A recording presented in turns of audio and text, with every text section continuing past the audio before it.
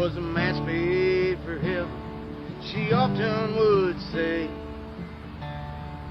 Together forever, even through their dying days. But now age was upon them, so they made a plan. When God calls them over, they know the spot to meet again. Picked graves on the hillside, side a new sapling pine. They'll meet again. There's a place they... Hello, I'm Tommy Atkins, and this is When These Mountains Talk. Today I have Dr. Amy Clark Spain from the Talking Appalachian podcast, and she's a professor at UVA at Wise. Thank you for coming in here and talking to us today. You're welcome. I started listening to your podcast a few months ago.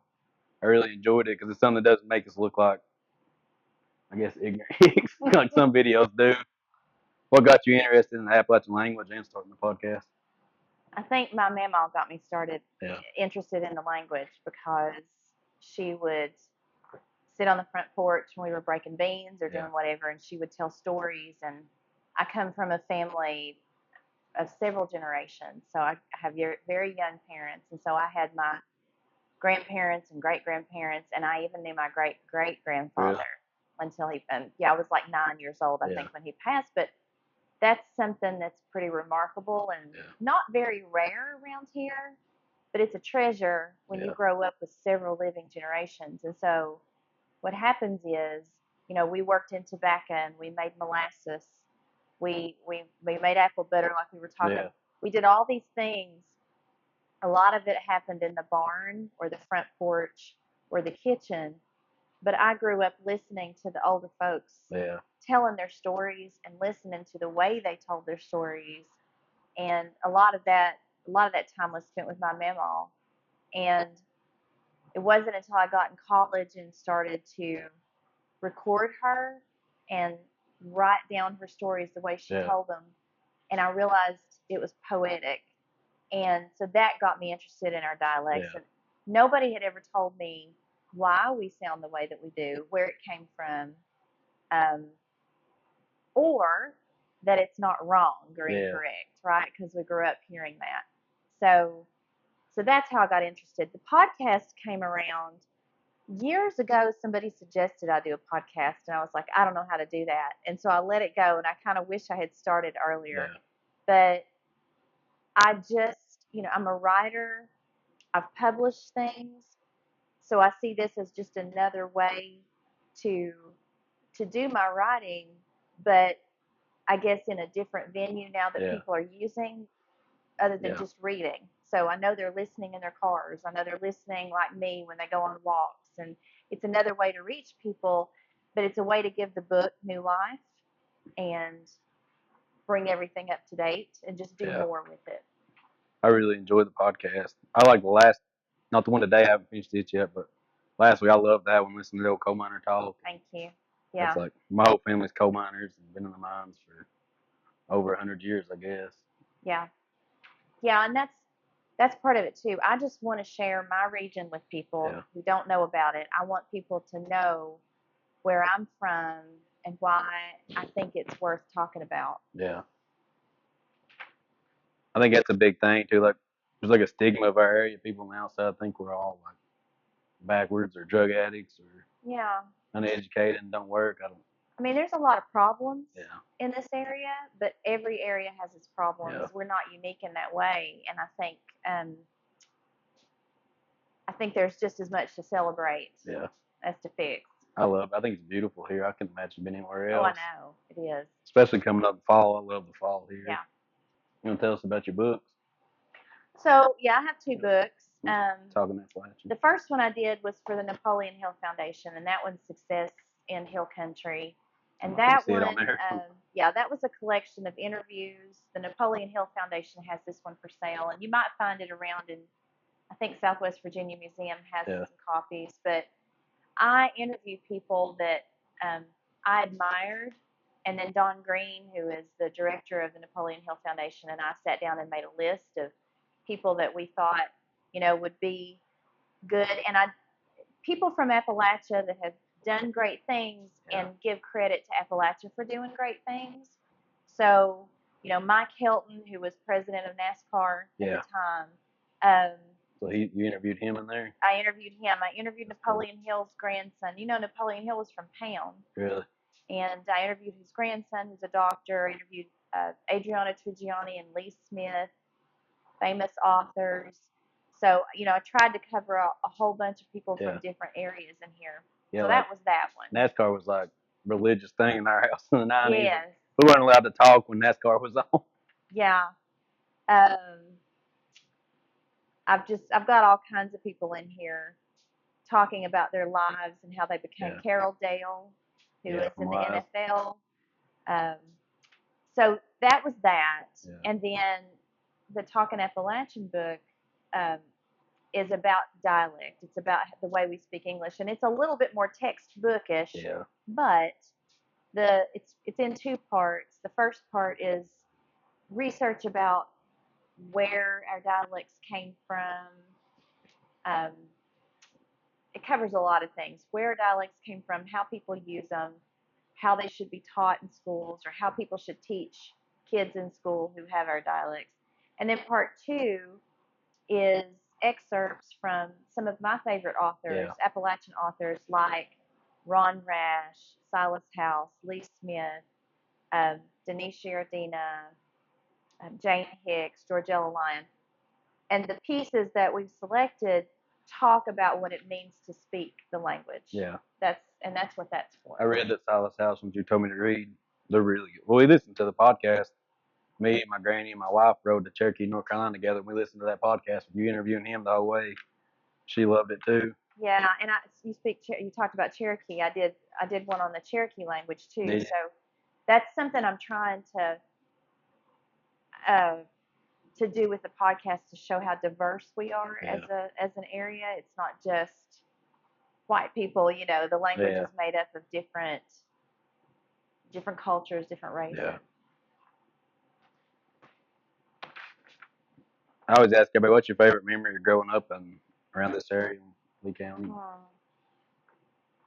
Probably the barn, I guess. Yeah, I mean, my favorite memories are being on my mama and papa's property in Lee County.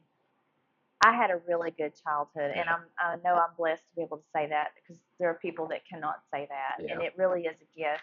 But growing up with a family that I know just loved me fiercely and just let me run through the woods and Yeah. let me run on a dirt road and ride my bike on a dirt road and play in the barn and brought me up, I'm that link between my kids who are teenagers Yeah. today and the generation where everything is dying out with Yeah. them. And so my favorite, I can't just pick one, Yeah. but I think when I look back, I think those times when we were doing things as a family, like bringing in the sugar cane and making molasses, Yeah. that was a community event. And that's when everybody would sit down and talk and Yeah. laugh and listen to the high school sports on the radio while Yeah. they were boiling in the molasses pan, boiling the molasses, and we would run around and play, and just everybody getting together as a family and as a community. I think. Well, I mean, I grew up in the 90s and 2000s, but I tell everybody it's like we grew up in 2 generations behind because we didn't have cell phone service up here. Yeah, We ran through the woods and played. I mean, I'm glad I didn't grow up with cell phones. I really am. we had them in high school, but I mean, they didn't. It was a brick up here. It didn't work. Yeah. Which we had flip phones, but it wasn't like they are now. But it's still like we grew up behind. I guess everything comes in later here, but I'm glad it did because Yeah. you said we spend every day in the mountains. And music and church were big parts of my life. Church, for sure. My dad was in a gospel quartet Really? called the Good Shepherd Quartet, and he Check was it on out. the Grand Ole Opry twice. That's So awesome. I got to meet some of the old Opry stars before they passed away. But so we traveled a lot when they sang and they were traveling, and I learned a lot about old mountain hymns and old time music and a cappella music, and so that was a big part of my life too. That's pretty cool. Yeah, I like all the old country music. I do too. George Jones. We went and watched George Jones in concert several times, or Yeah. twice. Merle Haggard, all those old people. I loved all that. We were talking about 8-track tapes And I remember my dad had an old truck that had an 8-track player, Yeah. and he would play. Well, now it's going to slip my mind. I heard Marty Stewart singing his music, Western singers. Um, Buck Owens. Roy Orbison, who wasn't a Western singer, but he would play Roy Orbison Yeah. and people like the Statler brothers Yeah. and stuff like that. So I grew up listening to that. I like all the old stuff. I collect records and all the old stuff. I'm like Yeah. I'm like an old man in a 33-year-old body, I guess. Same. Well, we were talking about old records. I have a talking machine that I inherited. I collect old stuff. Yeah. So this, like, in Appalachian Mercantile, where you're collecting old things. That's awesome. I've got a talking machine, a Victrola, and it's full of the 75s that Really? they made in the That's 1920s. Cool. A Singer sewing machine with the pedal that my great aunts used. And we get people bring us stuff everywhere. Like, 'cause they know I like the old stuff. I'm like, a lot of this stuff's been brought and given to me just because they don't want it. Yeah. And they know we'll put it in here. Yeah. There's something about an antique or something old like that. It conjures memories and it makes you nostalgic. And I just love to live in that. Like our third and fourth floor here is just completely full. This was an appliance store in the 60s, Yeah. 50s and 60s, and it's still full. Like those old TVs over there. It's not been touched since the 70s, I guess. Yeah. And those places are, we're losing those places. Yeah. So that's, If I get bored, sometimes I'll just walk up there and dig around. I find something different every time. I talked about you all. I spoke to the Board of Supervisors in Lee County Yeah. a couple of weeks ago because there's a building from 1911 that they're going to have to either tear down or somebody's going to have to restore it. Yeah. It's the Jonesville Institute. And I said, Is this it is up? it's on the hill. It's that great big building on the hill as you're Yeah. going to Cumberland Bowl Park. And I used to do classes there with Virginia Airmont. Like, oh, really? they done like teaching classes there. I done those like I went to back behind it. elementary school there. Really? Yeah. So we got to go through it and look at it and see it's got good bones, and I think the historical society is looking into ways that they can preserve it. And I talked about what was happening here in Appalachia. Yeah. It can be done. It takes hard work and people committed. This worked out good for us. My wife was like 6 months pregnant, and I told Chris, who had just got on town council, who's on the Appalachian Main Street with us on his BlackBerry. I said, if you give me that building, I'll put a business in it. Because we've got one business down the road, the peg grooming. And I was almost halfway joking, and Chris said, he called me that night and he said, we worked it out. It's yours if you keep a business 3 years. And I was like, oh my God, what have I done? Yeah. I was like, I can't do that right now, but I couldn't pass it up with a chance. Yeah. So we always wanted this right here. I was going to ask you, who's your favorite interview that you've had? My favorite interview. That is so hard to answer. Who's one of your favorite, not your very favorite? Like, oh, you've interviewed a lot of successful authors. I have, and I like them all. I just, it's hard to pick just one. I think it was, I really enjoyed interviewing Ron Rash because he is one of my all time favorite authors. And I just am in awe of his talent. And so to get to talk to him about a book of his that had just come out, The Caretaker, was really thrilling. But then again, interviewing Barbara Kingsolver, who wrote Demon Copperhead. Yeah, we listened to the audio book because I'm not much of a reader, but I like listening. Yeah, that was pretty remarkable too. And it's cool. Like we drive to Lee County, and I was like, well, there's that house she's talking about up on the hill. That was neat. So that's a really tough question, but those two people come to mind. Yeah. It doesn't mean all the other ones aren't great. I like that book a lot. It was sad, but it was good. It was sad, but had a great ending. Yeah. Yeah. What's your hopes for the area and the young people? Like keep young people here, like your kids? Or? Well, like everybody else, my hope is that we can come back, that our economy can thrive again somehow, and that we can, particularly our little towns around here, that we can turn these towns into places that people want to come to, just like they want to go to places like Blowing Rock or places like Abingdon or places like that. That they see that we have so much to offer, and I think if our young people, you know, if we can make opportunities for them, um, of course that would be wonderful. I would love for my kids to be Yeah. close by. That would be amazing. Um, but I think I hope the same thing everybody else hopes. I mean, you want to see your towns. When you look That's at part of old, it. yeah, when you look at old pictures of Yeah. Appalachia, of Big Stone, of Norton, of Jonesville even, and you see all those cars lined up on the street, and Yeah. you see people just walking, and so many people, and all of the businesses. It's like, man, if we could get back there again, wouldn't that be wonderful? And I was and I talking, feel like we've made progress even I since mean, I moved here. You know, when I was in high school, there wasn't a single business on Main Street, I don't think. yeah, I can't remember anything ever been on Main Street. Just having the 3 or 4 we have now is yeah. a big improvement. Like, we didn't have anything in town to do. Like, It's tough, but our government's got to make it easier for small businesses. yeah, They've got to make it easier for small businesses to stay alive. It's too hard right it now, gets harder every and it year, gets it feels like. harder. So, I mean, we really need that help, but that's that's what I hope for. And one of the reasons I did Success in Hill Country, and this is a gift that a lot of people give at graduation, because um, these people are saying you don't have to leave Yeah, to follow your dreams. I mean, I get leaving, and I'm all for go out and see what the world has to offer you.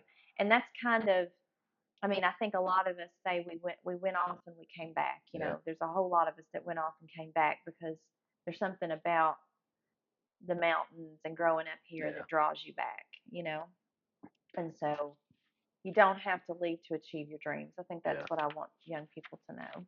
Like, this was our dream. And then my wife does the dog grooming. Like, we're blessed to be able to stay here in town and Yeah. do something, which I've done a lot of random jobs before this. Worked in prison, worked in the mines a minute. Like, but this is what we always wanted. And I think everything we do is a learning process that helps us be better at what we're doing Yeah, now. Like everything we've done along the way, it all matters. yeah, I think what you're doing right here, right now, you're not just selling coffee and food. yeah, You're creating community. yeah, You're creating a space for people. You're really trying to preserve and tell the story of the area, and that is remarkable. You're going above and beyond, and I hope everybody. I want to encourage everybody in our community to support businesses like yours, and you know and that's what I love about what's happening now. When I grew up, everybody went to Kingsport to eat yeah, out. If you weren't going to eat out, you had to go to Kingsport, yeah. because there just wasn't a whole lot of options around No, here. We have so many options now. You don't have to go off to do anything. We've got yeah, it here. And so we just need to support our businesses and everybody do their part to see our region yeah. grow and get stronger and you know tell people what we have to offer here. It's about to be so beautiful here. It's already Yeah, I beautiful, but love it's this time about of to year. be, Yeah, this is where we really get to show yeah. off. September, October, November, we really get to show It's off. my favorite time of the year. When I Yeah. was a little younger, I didn't really pay attention. Like, I didn't care, I guess. But now, like, I like to just drive around and look at the leaves, Oh my take pictures. gosh, it's gorgeous. The I think it's as hiking. pretty as anywhere you can go. Like, Oh yeah, and we see. love to hike and trails. There's trails everywhere, and there's kayaking, and we've got lakes, we've got rivers, you know, And we we've don't got it have the all. crowds of Gatlinburg. You don't have to fight the Yeah, crowds. I can't go to places like that anymore because I I can't get deal with, irritated. Yeah, yeah, it's just too much traffic and everything. But I love the slower pace here, um and the way people know each other and the way yeah. Like, people talk to each the other. guy just Yeah. came in. He'll talk for days. Yeah. And like I said, we had 2 guys that I know sit out here. They were probably out here for an hour and a half earlier talking. It's Yeah. cool. So the episode that I published this week is called Hillbilly. You were talking about the one I did last week, which was about the word redneck and how Yeah, that was associated with the coal miners. And hillbilly is the other word that I wanted to explore, and um, I sort of I did that one alongside an interview with a documentary filmmaker who made a documentary called Hillbilly, and it's a really good documentary. I recommend Pretty everybody sure I watch watched it Has it been out a few years? It's been out since 2018. Yeah, I watched it. I'm pretty sure. Yeah, so that's what this week's is about, and I did those two words because I think um, hillbilly and redneck are those words that people use pretty carelessly, and Yeah. they don't think about the meanings associated. And I wanted them to know what the true meanings are, and that's another reason why I do this. Is people don't understand that there's some really interesting Yeah. histories attached to the words we use and the words people use for us, and so Yeah, I loved all the I watch all those old videos like the Appalachia videos of the coal miners and the strikes, and the yeah, Harlan County, USA, and all that. yeah. I love anything local history. Like, I do too. I love what you post about Rimrock Railroad because my son is into steam trains and yeah, he's railroads and things like that. We go up to Tweetsy a lot, yeah. and I think, man, if we still had that, wouldn't it be That was a wonderful? family video that we had. It was before my dad was even born. It was in the mid '60s, I guess. That would be That was his wonderful. great grandpa and the whole family at Rimrock Railroad. Yeah, Then it cuts into like they're at the mines, which I call our Coffee Preach Creek Coffee Company because that's a creek coming out of Derby, but they had a lease mines when the mines shut down. They called it Preacher Creek Coal Company. So yeah. I always wanted to call something Preacher Creek, and I started roasting my own coffee, so I called it Preacher Creek Coffee It's Company. a good name. I like it. Yeah. I kind of wanted to make this Preacher Creek, but then we went with Appalachian Mercantile. I would like to have it Preacher Creek Coffee Company, but Yeah. that's what the intro I've been putting in these videos. My great grandpa, who I'm named after, going in and out of the Preacher Creek mines up there. They have no silent camera that they videoed it with. That's great. Yeah. So when I did the minor podcast, and that's another thing I like to do. I like to collaborate Yeah, with people.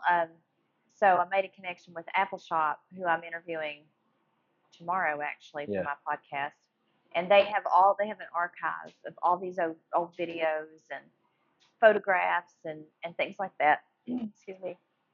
It's wonderful, and so they let me have two of yeah, those minor interviews yeah. to Those are use. neat. Yeah, they were. They done one that's called the Second Hanging. They done like a play back in I don't know if it's the '80s or what, but I found the VHS the other day at a thrift store and I bought it. Yeah, It's about Doc Taylor and Red Fox. I don't know if you ever heard of yeah. them. Oh yeah, I was in the Trail of Lonesome Pine when I was Was a you? teenager. Yeah, they done a play. One of the guys in it, he's in a lot of movies. He's like in the new Footloose and stuff. He's one of the guys that acted in that play, but it's a video of it. Oh, okay. I bought the old VHS of it from Apple Shop. Yeah, I was the June Tolliver understudy, and then the actual girl that played June Tolliver, went off on vacation to Hawaii, so I got to be Yeah, June Tolliver one yeah. summer, and it was great. Yeah.